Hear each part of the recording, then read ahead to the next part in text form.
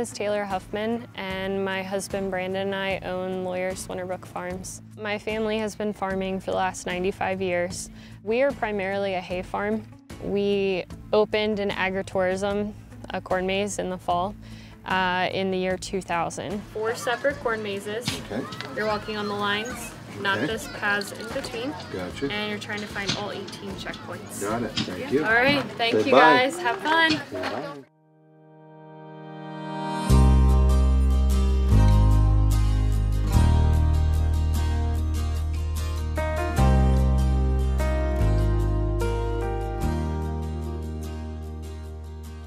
I think what stands our farm and our corn maze apart is, of course, the title of Maryland's largest corn maze. In the past, we have done a wide variety of themes. Each year we try to do a different theme, and this year we went with celebrating 95 years. Our corn maze this year is 6.3 miles of trails, but it's divided into 4 separate corn mazes with different difficulties. When someone comes up to our ticket building and we explain the corn maze, and if they're like, oh, we've never done one before, we point them in the direction of the kid maze, which is really small. We also show them that the smaller maze is the easier one, maybe start there. Definitely numbers 1 through 6 this year are the most difficult. I have had to rescue 3 separate groups at number 2. When someone calls for help, they have to find a checkpoint. They have to be standing at a specific number. If they just tell me they're lost in our 35-acre field, there's really not much I can do. But if they get to a checkpoint, we tell them to stay put. And usually within 5 minutes or less, 8 months pregnant, I can be out there and be right to them. I've never been to any corn mazes before. This is the first one we've ever done. So this is the largest in our state. So this is quite the adventure. It's easy to get lost.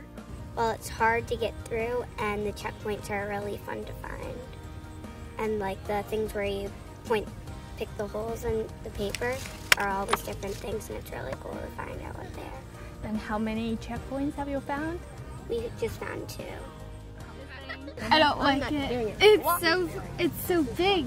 I'm hungry and it's hard to get out of. We have thought about making our maze smaller and making it easier, but we have a lot of people that come every year for the challenge, and they enjoy the difficulty of our corn maze, so it's something we really can't scale back on.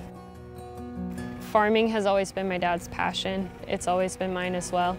And when my dad passed unexpectedly, my husband and I didn't want to see the farm sold. So we decided we were going to become farmers full-time. Brandon and I are expecting our first child in 3 weeks.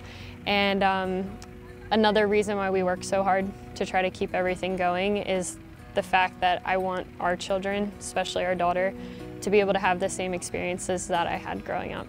We put a lot of time and effort in renovating our farm and adding new activities. We have zip lines and farm animals, a lot of really neat things. We also have apple cannons and mountain slides that we built. They're 60 feet long. We have these really cool round bale rollers that are like a giant hamster wheel. I really enjoy that we have been able to continue the tradition of bringing the public to our farm. It's something that my dad always really enjoyed, getting to build things that were unique and drawing the public here and getting them to our farm to experience a day on the farm.